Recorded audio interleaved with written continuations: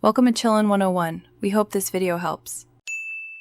In this video, I will explain how to fix your Chrysler 300 door panel.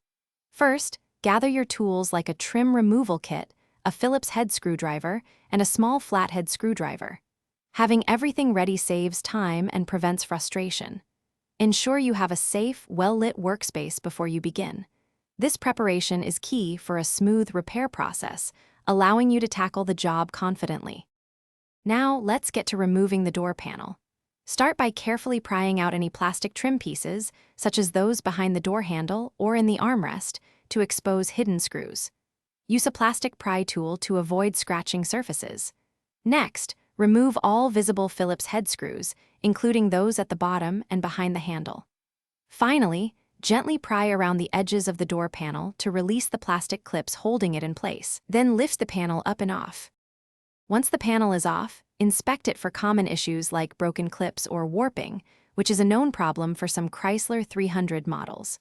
Replace any broken clips, or if the panel is delaminating, a strong, heat-resistant adhesive can often provide a lasting fix.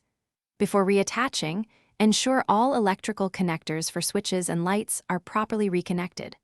Also, re-engage the door handle cable securely. With the panel reinstalled, perform a thorough check of all door functions. Test the power windows, door locks, and any integrated lighting to ensure everything works as it should. Listen for any unusual noises or rattles, which might indicate a loose clip or screw.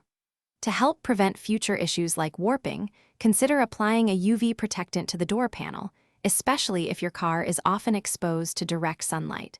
And before you go, remember to check the description below for a link to those fantastic leak-proof meal prep containers, plus other great deals we've found for you. Thanks for watching. Consider subscribing if we helped you.